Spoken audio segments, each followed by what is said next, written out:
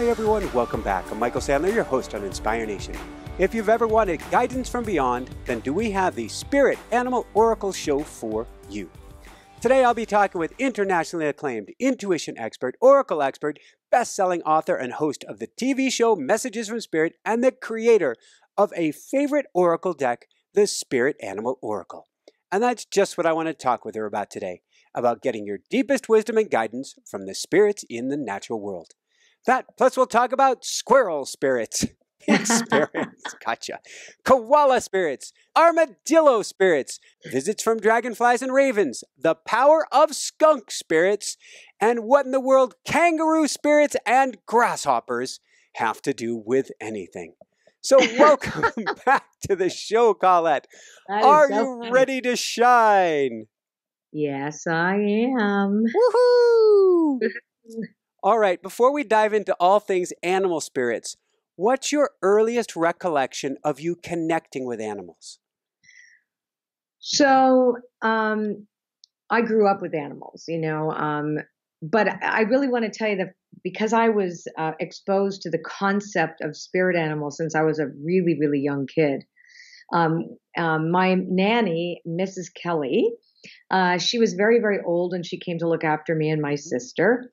And then she was our nanny for about 10 years. Like she came in and out of the family.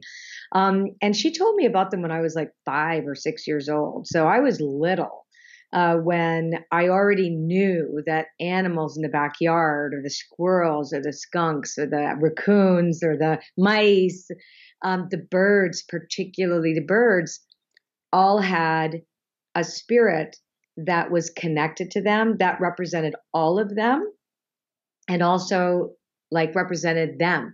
So that was it was like already in grade 1, I knew this stuff. This was a tradition that she learned in Scotland.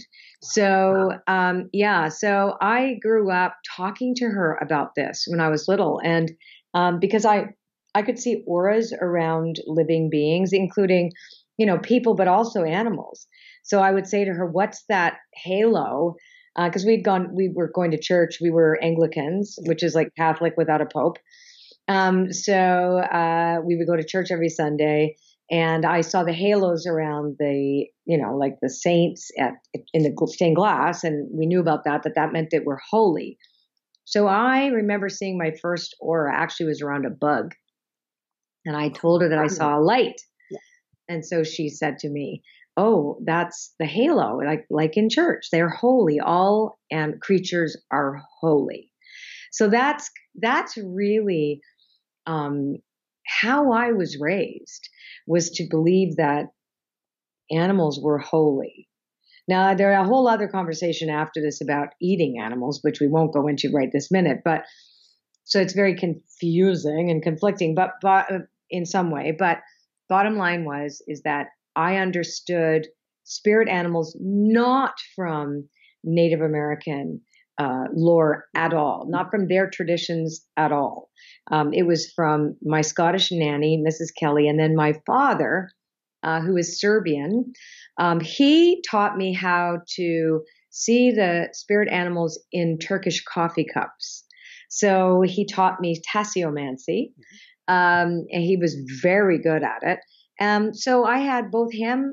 So there was a Serbian tradition, Balkans, from the Eastern Europe, and with tea leaf reading and coffee ground reading, and then my Scottish nanny. So this was my experience about recognizing that the animal kingdom was not only sacred, but they represented something archetypal to me as a human being, that if I had a meaningful coincidence where I would see an animal that I wouldn't normally see every day, or that I felt like I was noticing that animal, and that's just the animals that I was exposed to, then that would mean something. And so this was just my everyday idea of, oh, that means something, right? So that's probably why when Hay House said I could do this, I was so happy. I was so happy because it really is, for me, a gift back to those two people who affected me, and in such a huge way, especially Mrs. Kelly, who was also a psychic. So I love it. So when I met my wife, I met her in a meditation center. We went outside. We're talking on the front stoop. Some ravens come up above us and land. And I am, of course, I'm looking up at them and I'm going, I know she's the one. I'm talking with the ravens. And she goes, did you just talk with the birds? This is our first time meeting. You know, it's a good way to scare somebody off. And I'm like, yeah, I am. And right now we're actually surrounded by hundreds, maybe even more than that. That's a whole story to itself of birds at this moment. I mean, on all the windows around the house. When did you start talking with animals? Well, around the same time I just told you about it, right? So I certainly had a sense of a communication, but I'm not an animal communicator specifically, right? That's not something that I say that I am or that I do. But I knew that the world of animals and birds, and I'm a real birdie person.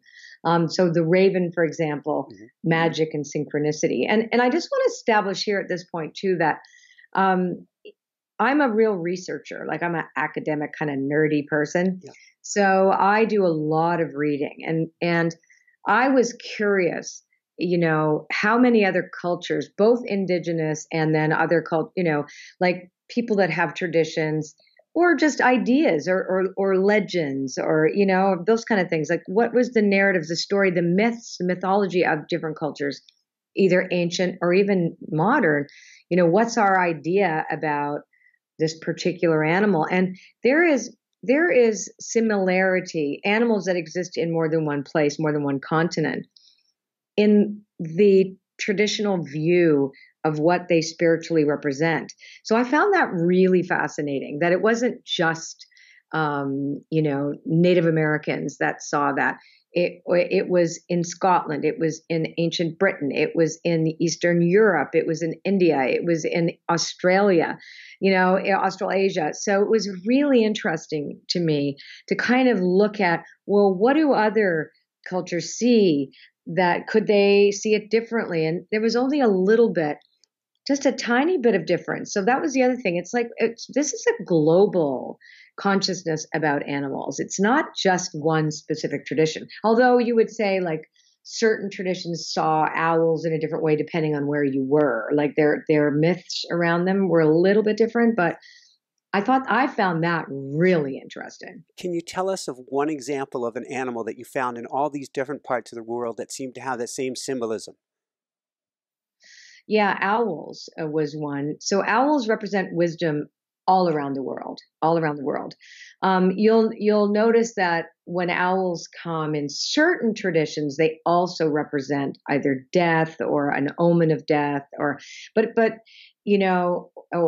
dishonesty, etc. But there was always this level of wisdom and deep knowing around owls.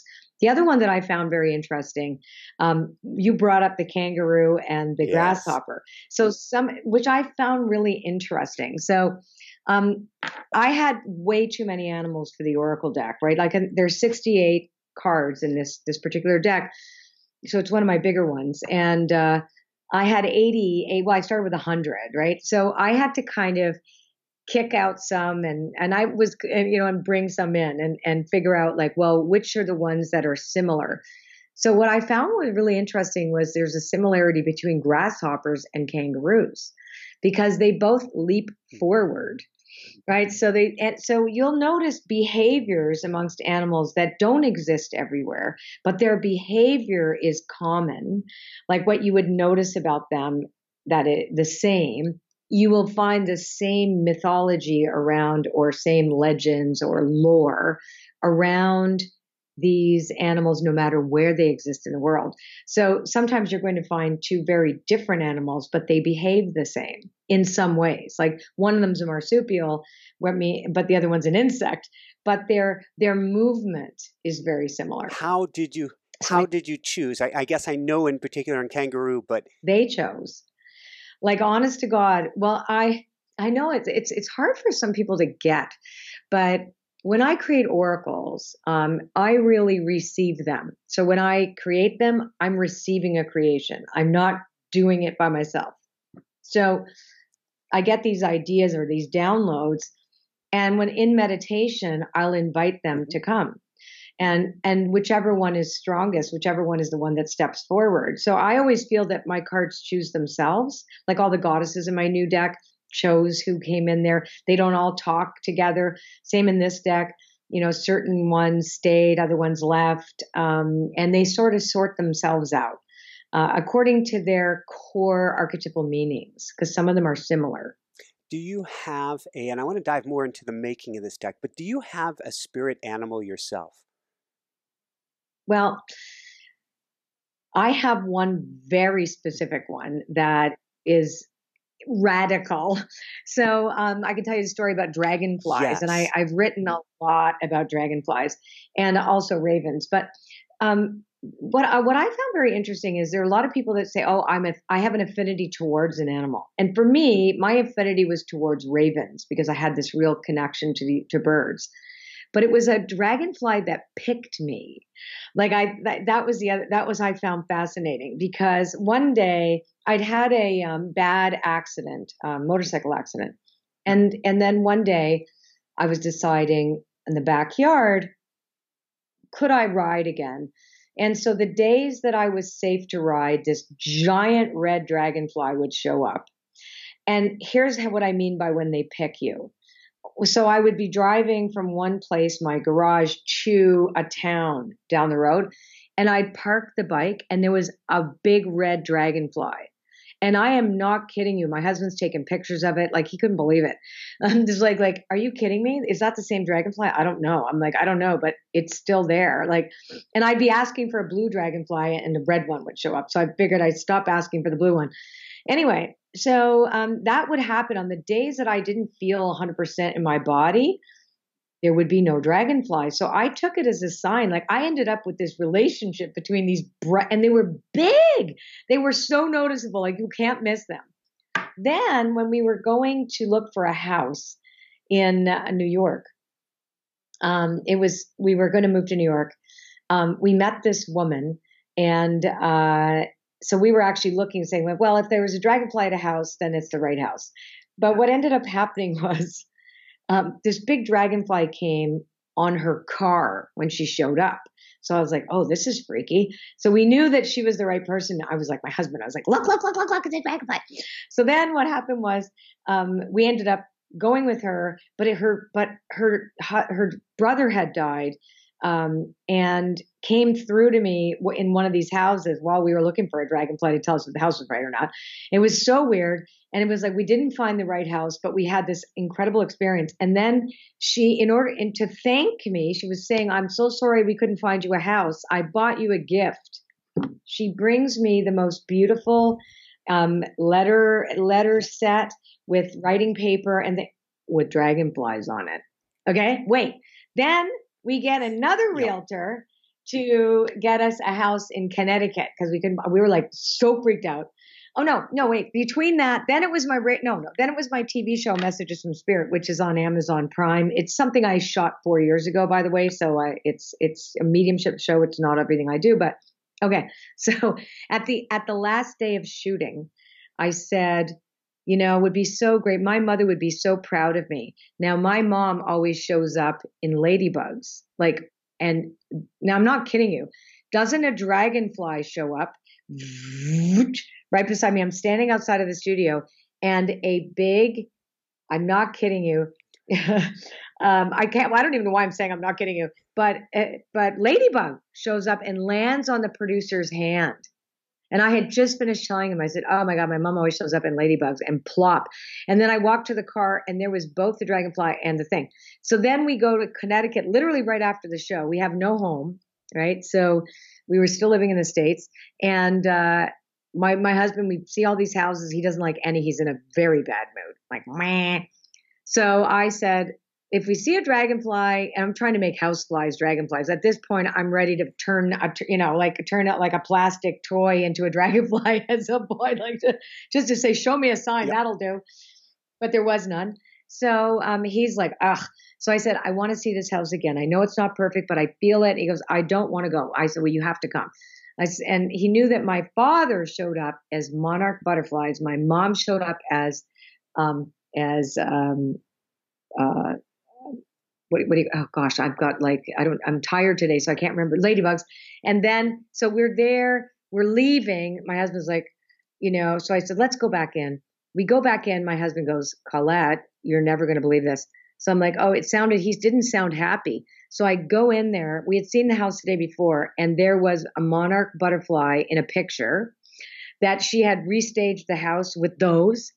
And then I was like, oh my God. And he goes, look, I know it's a sign, whatever, but you didn't see your dragonfly. And we come outside, and I swear to God, it was like this kind of a toy little helicopter. We're standing there with the realtor, and I scream because a ginormous dragonfly, you couldn't have missed it. This large, like one of those Buick, came and circled around us. Now, this realtor became one of my dearest friends. I screamed and shrieked, oh my God, it's a sign, we'll take it. Like, she was like, what? And then at our house here, when we bought the house in Canada, the first thing that we saw was a dragonfly, iron dragonfly hanging. So, yeah. So whenever I want a sign, I ask for a dragonfly. Woo-hoo. in short order. What's going on? Are they being a bridge? How are they coming here? Are they here to serve and to guide us? What is your best guess is the mechanism going on here? Well, first of all, it's got to do with the collective, with the unity consciousness, right? So we are connected in ways that it's impossible to describe intellectually. It doesn't meet our five sensory awareness of our environment, or our intellectual understanding of logic. So if you can imagine that there's consciousness, right? There's a field of consciousness. And it's synchronicity. So it's this meaningful coincidence. And it's what you make it mean too, right? It's like you have this affinity to this sign. And so I believe spirit uses these natural beings to get our attention. Like we were in our swimming pool, and I said to my husband, there's so many mosquitoes here. And I had not seen one dragonfly. And if we had a camera in the pool, it was like we had like air force of dragonflies came above our heads. There had to have been 40 of them, and they ate all the bugs. Like it was crazy. So I think it is both. I think it's what we make it mean. I mean, it is obviously to do with archetypal meaning. It's how spirit speaks to us, to use the world as an oracle for us, and I just think it's fascinating. My wife is allergic to mosquito bites. She doesn't get a mosquito bite. It becomes this welt, and it kind of almost bleeds on the inside down her arms or legs or wherever. We're now, like I said, we're surrounded by birds. Starting the end of last summer, we started getting surrounded by hundreds of hummingbirds. And it wasn't until snow season came. They eat them. Not a single mosquito has been around the house since last summer. Not one. Isn't that amazing? Yeah, like you have to ask yourself, like the reason why these meaningful, these spiritual meanings are assigned to the animal kingdom is because of this very thing that we're talking about right now. Our ancient ancestors recognized relationships that we shared with the outer world. How the behavior of birds could tell us what was to come, could portend something. How did animals or insects behave?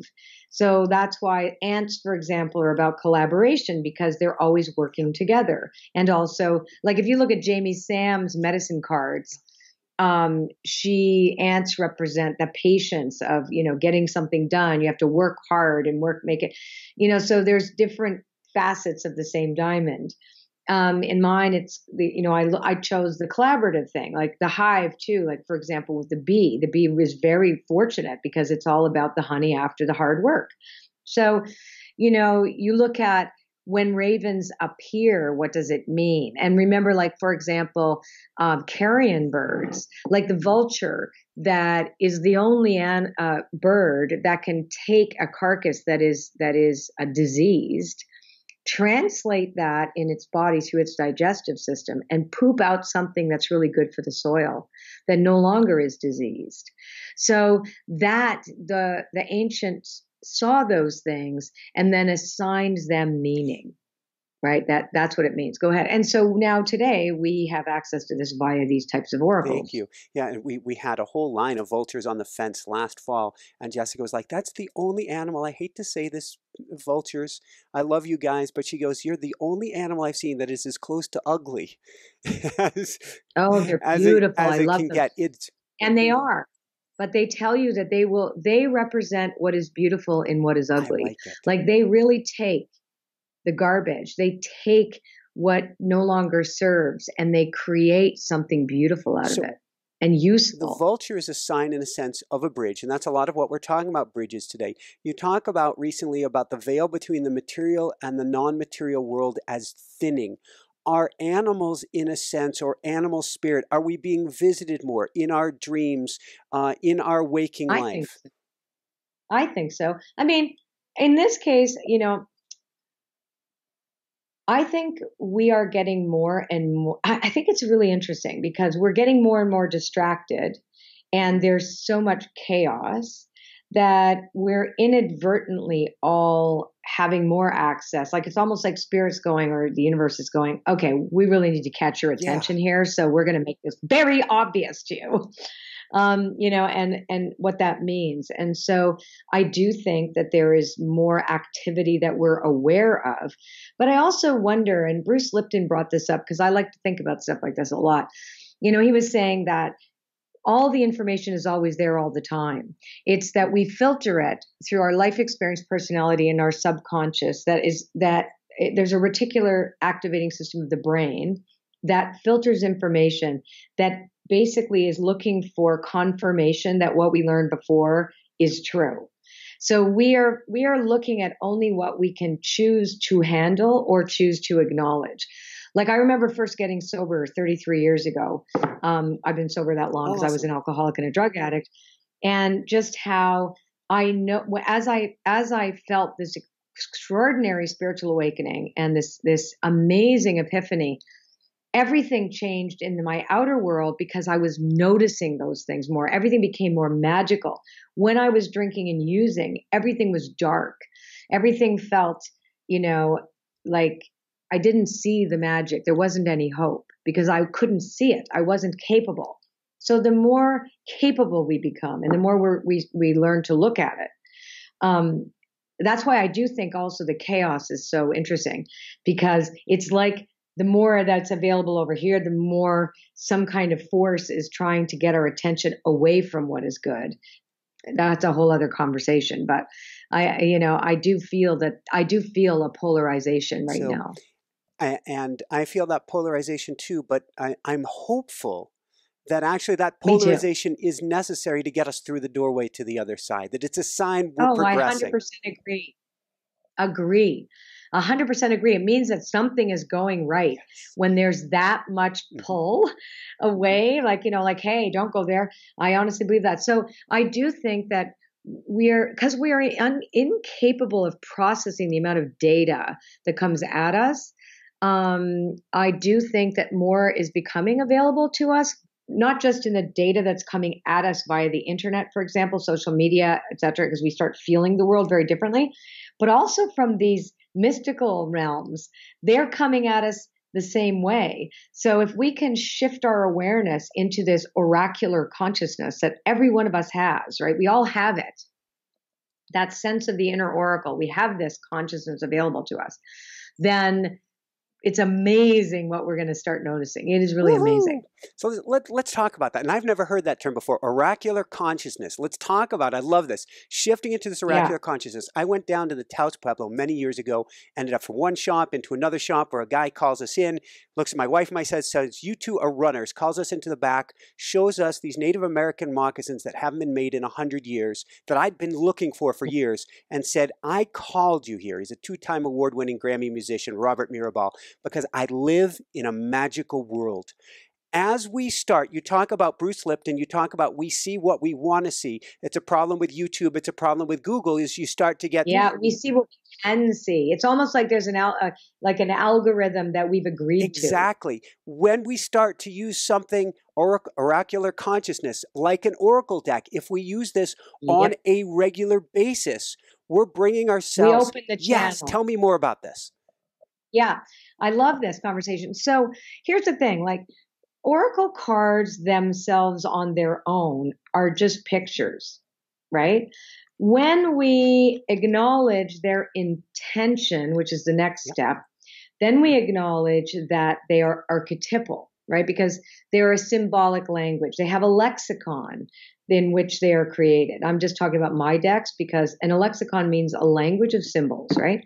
So that symbolic language, when utilized, is the bridge. It opens up the bridge between our own inherent oracular consciousness, which is the consciousness of the oracle, and the unity consciousness, like the conscious universe where all potentiality exists, both that which already exists and that which is waiting to be observed. Like we're looking at quantum physics, the active observation changes that which is being observed, right? Oracular consciousness allows us to be conscious of non-ordinary reality, which is really a shamanic term. Ordinary reality is the world of our five senses. And it's interesting that guy was a musician. I'm also a musician.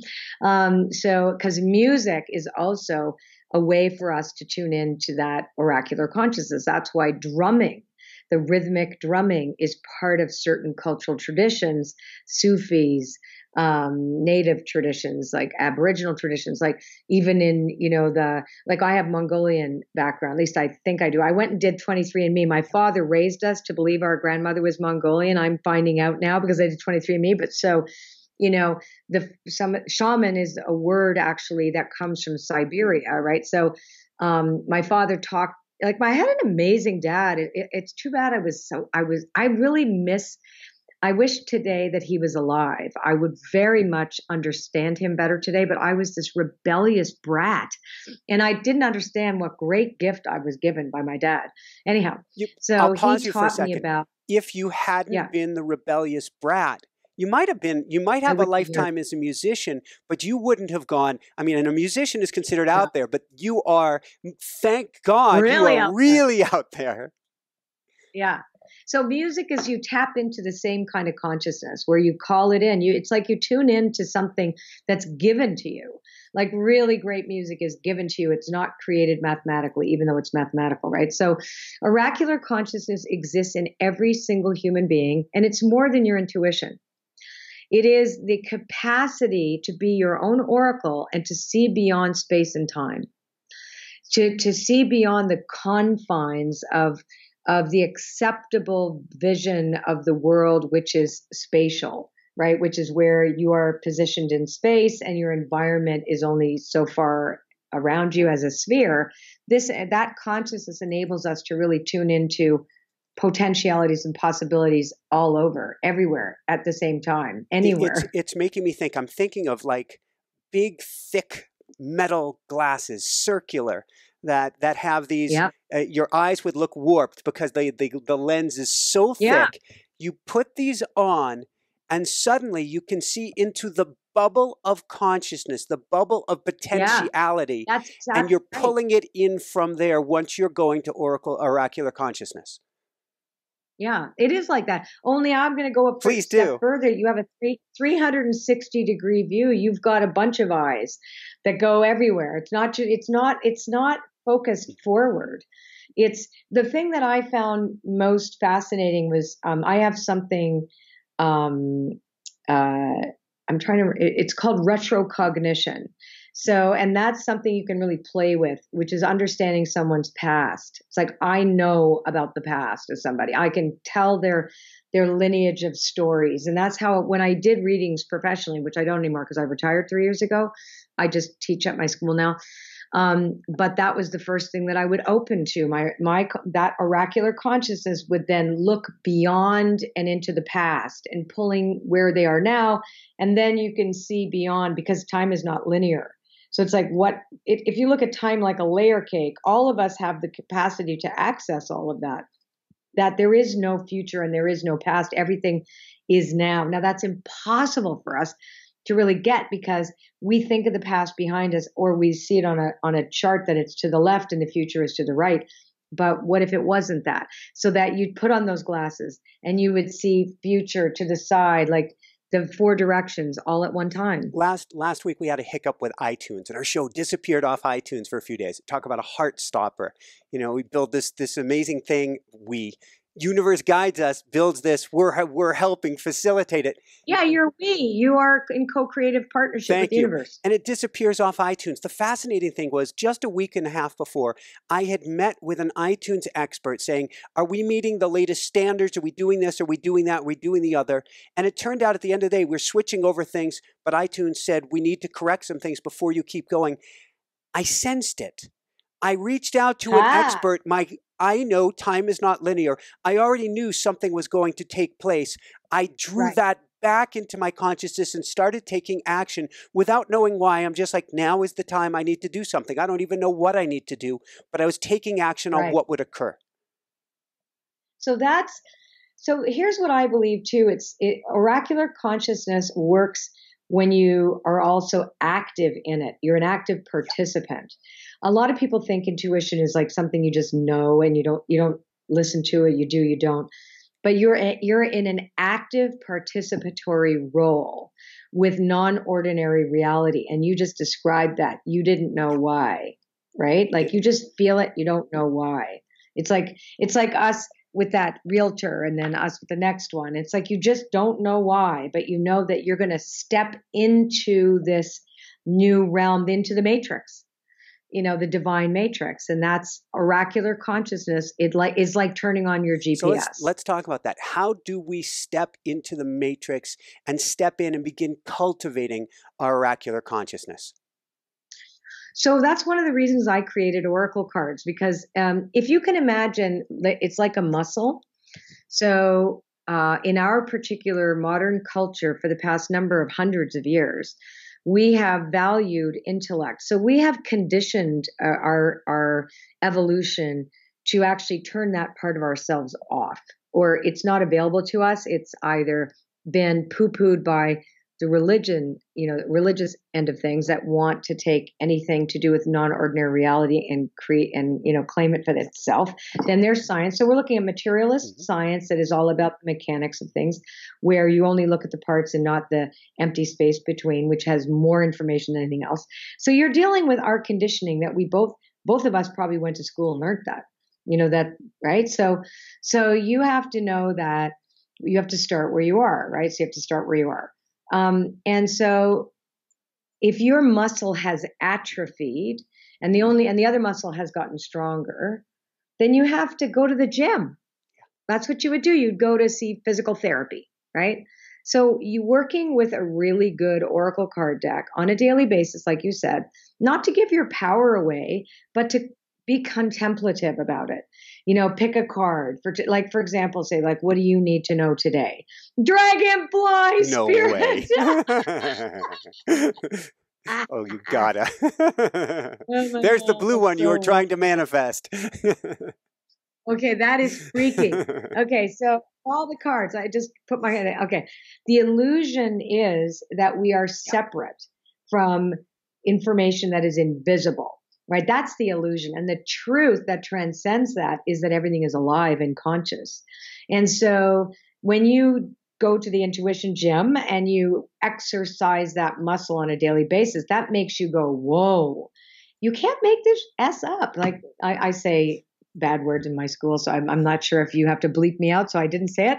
But so there really is this sense of whoa, wait a second, I really am connected to this universe. I'm plugged in. So the more I plug in, the more I start trusting it. So you start to realize that this is a tool like a barbell, but it also has ways to communicate directly to you. So imagine your spiritual coach is inside the barbell that says, yes, pick that one up again. You know what I mean? And you're getting stronger here.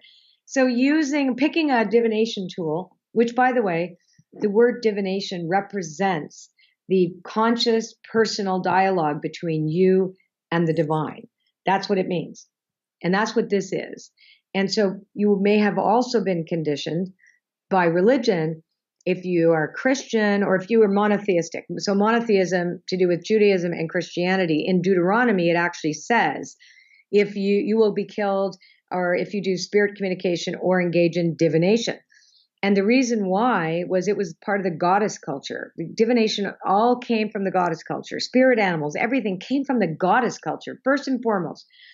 The culture that represented that which the creatrix, the great goddess. And it was a way for us to communicate directly, have a direct conscious dialogue. But you can't have that direct conscious dialogue if you're going to miss out on paying a priest.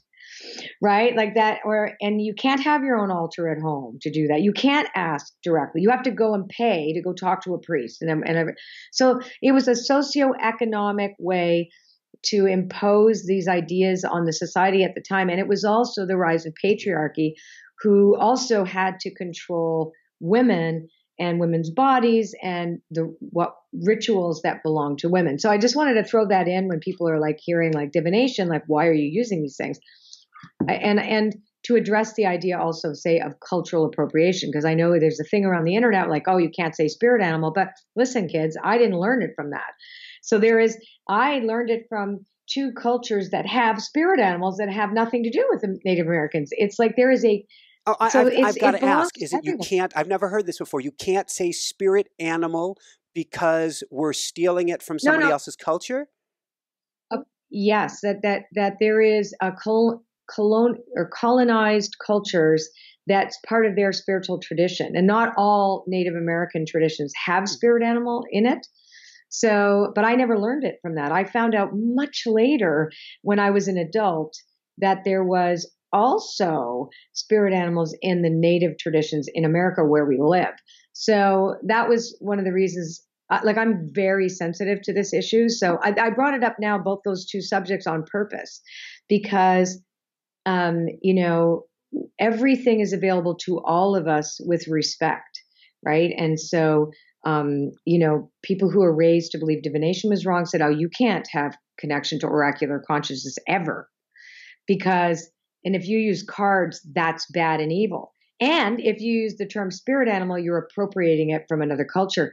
But the truth is that in this case, we have to make our very respectful decisions and consideration about how we use these tools. Thank you. And it sounds to me, because this is the first I'm hearing of it, it sounds like they're just labels of way universe consciousness is reaching out to us, sort of like consciousness will Correct. reach out to us with animals, with archetypes, with symbols, and with trees. Absolutely. Exactly. With trees, one of the first things that I studied was something called augury. Now, augury was a Greek tradition, but I found out later it was other cultures had the same tradition, but it was a Greek tradition of being able to watch bird formations and to understand the patterns in bird formations and how that could apply as an oracle. So there's all kinds of different ways of divining a connection to spirit. So I only wanted to bring that up because it was funny, because this morning I read about it and I thought, oh, that's so interesting, because certainly I'm highly respectful, but it's where I learned it from that was very important to me, and to acknowledge both, but also to realize that yes, there are certain ideas about what this is and what this isn't, and what this should be and what it shouldn't be. But ultimately today, I have deep respect for all the cultures around the world that use this term, with acknowledging that for some, it means something to them that may seem, like same with divination. There's like, I have a girlfriend who's a Catholic who's like, oh my God, that's like, I was taught that was evil. I went, yeah, right. So she's like, my mom would be flipped out. And she's like a total great card reader. So these are the things that if we want to access our oracular consciousness, we need to bump up against these stories that we tell about access to symbolism and what it means to us globally and collectively, and what it could mean to us also culturally, which is a little bit more narrow. And if we go back in time, you've got Carl Jung, who was talking about obviously symbolism, who says the waking world may be the dream world and the dream world may be the waking world. Everything, whether we put this label, that label, everything, once we start getting our oracular consciousness, everything is here to serve and to guide and to inform us. And that was funny that you brought up Jung, because I studied Jungian psychology. I don't have my degree, but that's my background is Jung. And studied Jung for years. And Joseph Campbell, mythologist Joseph Campbell, took all his courses and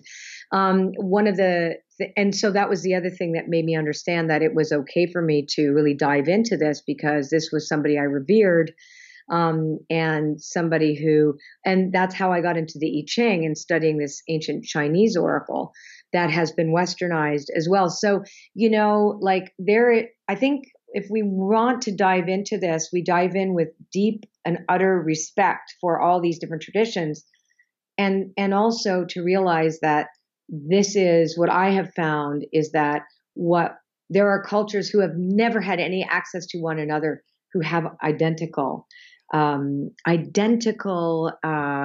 meanings. Like my dad's Serbian, like my father never knew anything of North American traditions, none, zip, nada, right? And same with Mrs. Kelly. I mean, she was 80 when she came to look after us. I think she was in her 90s when she died. Wow. So let's go from there. Let's talk about practicing this or trying this. Maybe we could do a reading on me, and you can walk, because we have gotten our butts a little bit kicked over the last year. You can walk us through what you're doing so people can practice this at home if they have their own oracle deck.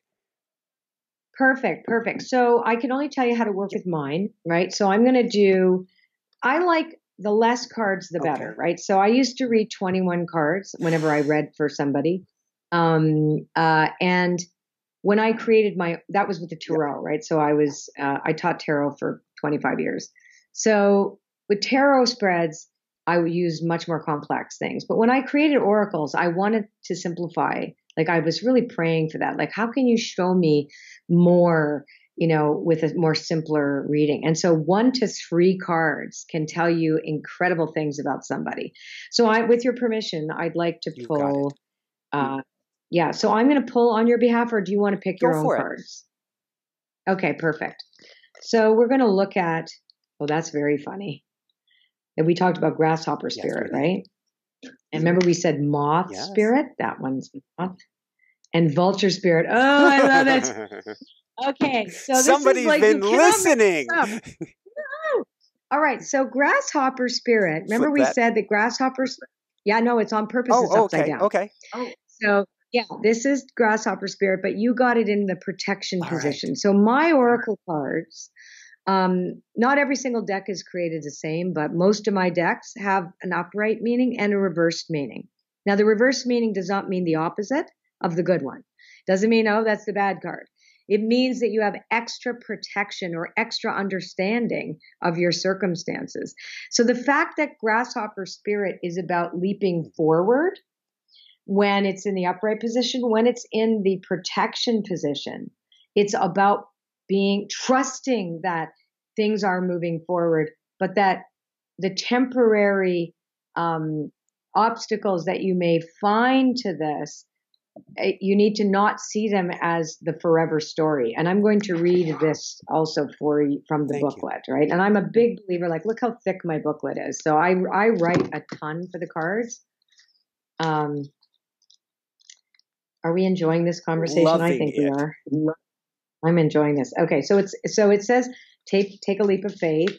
So I'm going to read this to you. It's hard for you to trust in good fortune because you've been hurt in the past when you took a risk. Is that true? Staying earthbound does not offer the safety you seek, for that can be found only through trusting that spirit is always with you and wants the best for you. Your intuition is guidance from spirit telling you to let go of your fears. Leap into the abundance and good fortune awaiting you. Grasshopper spirit reminds you that the only way now is to jump forward. Can you be willing to trust the unknown, the great mystery that you can't fully understand? Even if you take the teeniest leap in consciousness to be willing, it's a beautiful beginning. Sure, every leap forward brings a new challenge, but you can handle it with spirit as your partner, trusting that this new experience will only deepen your life with magic and meaning. So take the leap. Woohoo. So this is where you're coming out of. So if we do the kind of, I believe that oracle cards tell a story in motion. So I'm not looking at past, present, future. I'm looking at how the story unfolds. So this is where I begin. Where I begin with you with the first card is what you are going through now and what you have gone through recently. So this is where you're coming from, where you're starting to trust a little bit more. Remember, you're saying you got your ass kicked this year. Now, moth spirit is in the upright position. Moth is about addictions when it's in the protection position, and moth does represent the attachments to form. So surrender now is the message of moth spirit, that you have to release your expectations and attachments to an outcome that you want. That makes sense. And that even though you manifest your reality, of course, we are co-creators. We set an intention. We take the actions as if we believe that it is true. But like you said, you had a few losses. It was difficult. And you know how to manifest. And it's like, wait a second. And so for your highest good, you have to let go of the attachment to the form of those things. Doesn't mean they're not going to ever come. It means that that's how you have to look at this last section of time. Well, this is close to a white flag. I surrender. I surrender. Right? I surrender. Exactly. So now, remember we talked about Vultures? This is a gorgeous, my artist is so amazing. Jenna De La Gratalia, she does all my Oracle card decks, and she's so flexible with her styles. It's amazing. Okay. So Vulture spirit, nothing is wasted is the main message. Thank you. So everything, right? So if you can imagine that the you went through this past year is like the best manure, right? The best manure for your field of dreams. It is. It's rich soil. Like we need that kind of decayed compost to make our soil rich. And so that's really what it's saying. Nothing was wasted. No experience that you've had this year has been wasted. Woohoo! Right?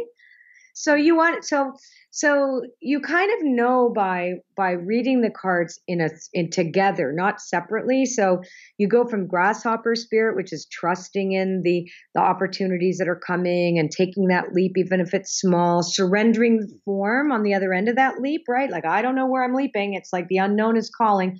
And then trusting that whatever it is that you've been through that you see as incomplete or lost or somehow painful, that there will be a great sense of usefulness in all of that as you move forward, right? So that's what that is.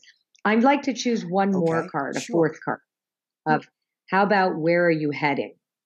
I love it. Oh my goodness. Buffalo spirit. The universe will provide. Trust in the abundance of the universe. My God. Now, this is the only card in the deck that is a throwback to Native traditions, because it is, the Plains Indians. There was the one thing that buffaloes here traditionally in North American, and in the original mythology around this, or spiritual tradition around this, people used all the parts of the buffalo. So it wasn't like you would just take the skin. Actually, this reminds me of this scene in Dances with Wolves. I don't know if it was just the most horrible scene where all the white people went in and skinned all the animals and left. Like, why would they do that? When the idea is that using the buffalo and connecting to the buffalo could feed an entire family or tribe or whatever, so there was an abundance there. So it was rich with abundance. Every part of this buffalo could be used.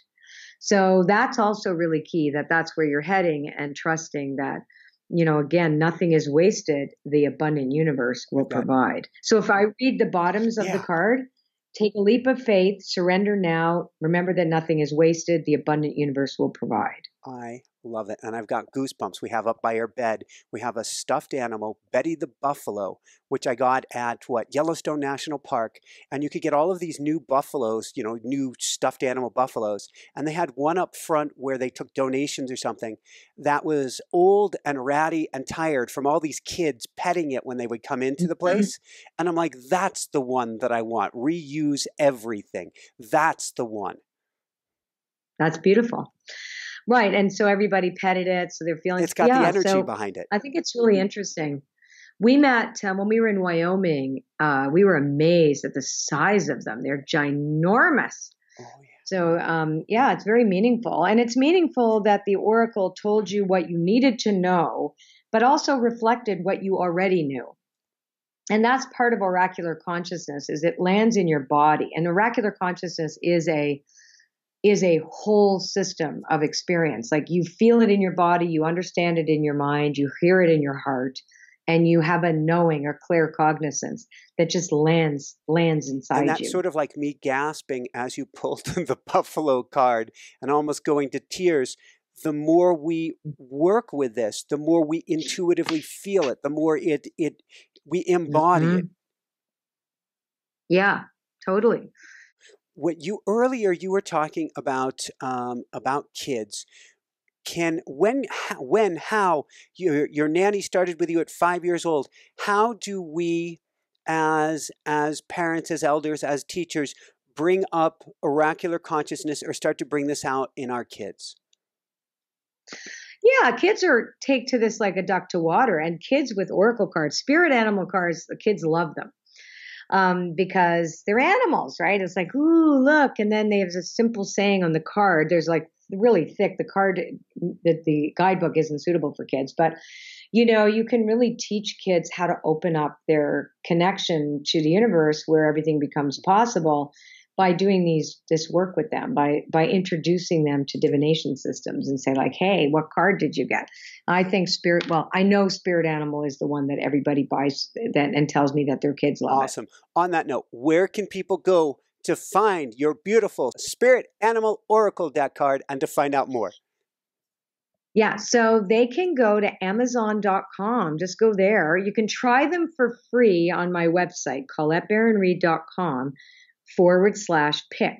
So if you want to look at the cards or pull cards for yourself before you buy them, you can go there and pick a card or pick 3 cards. And then you just get them on Amazon or hayhouse.com, but they're available on the Amazon. I think the UK has them. They've been sold in, I think, 12 or 15 languages. So they're going to be available by next year all over the Excellent. world. Couple last questions, then maybe time for a brief meditation. First off, we've been looking at at a piece of land and trying to decide whether it's trying to choose us or not. Would you be able to pull a card or do a reading on that for us? Give us the clearest indication if we are supposed to become the stewards of this land. It's, you know what, you got badger spirit in protection. So it's like, stop relentlessly pursuing the answer to this. It's like, yeah, you're just pent up energy, the need to know all the time. And now is the time to calm down, allow the energy to pass through you. Go for a hike. It says, shake it off, dance it out.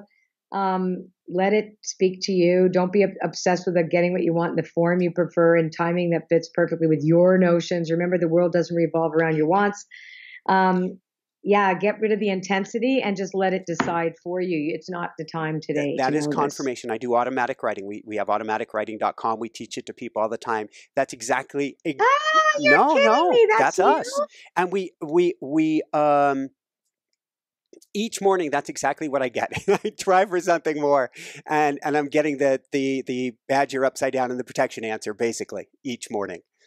Wow. Yeah. Just let go. And I know you're looking for certainty right now. And we all do that, especially when we've been through a period where we feel threatened, like we feel like, what is going on? Like, this has been a tough year for me too. And one of probably the most beautiful experiences all year with some of the challenges that I've had to really grow up and be really true to myself. So, and that is hard when you're not getting the feedback, or you're getting, the world appears to be challenging, back at you. So, this is telling you to let go. You're not meant to know. I like it and I don't like it. And I surrender. No, I know, right? I surrender. I know. That's all I can do. Any last word? This has been fantastic, Colette. This has been so much fun. Yeah. So, what's really cool? So I was like, what can your audience know today? What is the thing they need to know today? And it's koi fish spirit. There is always enough. Now, koi fish is also an abundance animal. And it reminds you that what is yours will never go past you.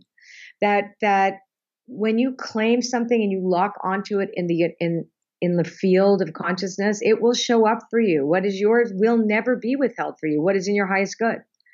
So, and you don't know what your karma is to be here, etc. But this tells you that there is never, like, somebody else can't get your success. Don't compare or judge others, or even judge your that set of circumstances in front of you. Yeah, koi fish spirit. So let's do a quick Thank meditation. you. And I've just got to tell you that the a meditation you did a while ago had me flying on like Balfour as a dragon, flying up and over my subconscious walls and stuff, is one of my all-time favorite meditations. My gut on your bird meditation. I'm so excited. That's so great. So today what I'd like to do is let's go to a beautiful pool in the middle of an oak grove in a forest. And if you're driving, go to this pool in oak forest afterwards. Afterwards, exactly. If you're driving, listening to this show. So just allow yourself to imagine that you're sitting on a beautiful, cool, and it's cool in here. You hear all these noises of animals and birds, and you're hearing some splashing in this beautiful, it's like a brook, stream, river, like pond. So it's like this body of water, not very big, but it could hold a number of things inside it. And you hear rustling in the forest behind you, and in the trees above, you hear the birds. And just allow yourself to relax into this beautiful vision. And you will be visited now by a spirit animal that will choose you, and don't try to change it. It could be a four-legged, it could be a bird, it could be an animal, a water animal, it could be something that flies, something that crawls. We don't know, but it will show up for you. And whatever glimpse you have, just a teeny glimpse, know that it is true.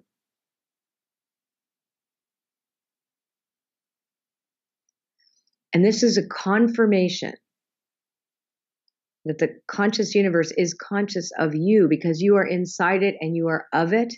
It is in you, part of you. You are it, and it is you.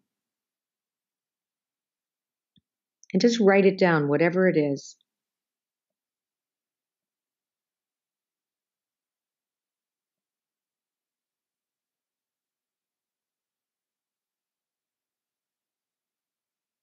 And just surround yourself with light. Know that there is a message for you in this meeting.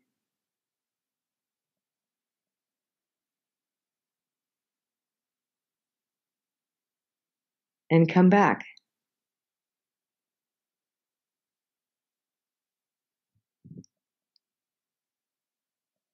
Tell me what you got. I don't have the name for it. We were looking it up earlier today. It's a bird that has just started surrounding this house. It has a red head. I have an image up. I'll actually send it over to you in a second. It has a red head, yellow body, black wings, a western something here. Oh, okay. So a bird means, if you were to simplify it, and you can look up spiritual meaning of this bird. You just look it up online. But if it's a bird, it reminds you that spirit is specifically, that there is protection from above, from the divine. And it's not it's divine information that you can't. Oh, that's a beautiful bird. Is that a finch? I don't know. I just started looking it up. They showed up a few days ago. We had 6 of them on the rail sitting together right before this interview. And this one that you see down on this orange feeder. Well, can I tell you what the colors mean? No, can you see it's looking at me? It's tilted and it's looking at me. The color of the head represents money, security, family, being grounded. The body is about personal power. And the black and white wings is about learning. So if you look at the colors, they represent different aspects of the chakras. Wow. So we've got red head means which again? Go take me through this. I'm looking at the bird here. Yeah, financial security, family, and inheritance. And then the body of the bird represents personal power and intellect, the right use of intellect. So so you just look it up online, and whatever comes up. Like, it's so funny, as I was talking, I got a B. Like, it just shows up. Like, I wouldn't have picked a bee, but I felt like this little bee coming in front of my nose while I was talking, but there's no bee in front of me in here. So yeah, it's a fun exercise to do, and then you can look up the. And what's the bee mean animal. to you? Well, for me, the bee represents fortune, luck, industry. Like, my hard work will pay off. I love it. Thank you so. Thank you for having me. Speechless. This has been some huge hug. Ditto. And thanks everybody for watching. Spirit Animal Oracle is the name of this, and it's a great meditation deck as well too. You can meditate on the animals and tune in. It's a very accurate URL oracle. One more time for people. Spirit Animal Oracle, and it's ColetteBaron-Reid.com. You can /pick. You can try them for free, or just go to Amazon or any other bookstore that sell these things. Thank you so much for being here, Colette. Thank you for being without the oxygen in this better environment. Yes, I have to go now. Thank you. So for everyone out there, this is Michael Sandler saying, be well, have fun, get the Spirit Animal Oracle, and begin hearing from your spirit animals today. And shine bright. She beat me to it. Woohoo! I love you, Colette. Thank you so much. Oh, ditto. That was so good. And yeah, you've got nothing to worry about. And I'm sorry that you've been through this loss, but there's definitely not going to continue. Thank you. I got to go. Love you. Thanks so much for watching. If you enjoyed it, be sure to like below. Also, leave your comments. Have some real fun with it. Subscribe to our channel where you're going to get more great videos, more interviews coming up. And check out our website, inspiranationshow.com. That's where you'll find tips, blogs, information, videos you won't find anywhere else, and useful and helpful resources to really help you kickstart your life and to shine bright. Thanks so much again. Thank you for your support. Like, comment, subscribe. See the website. Thanks so much and have fun. Of course, shine bright. Woohoo!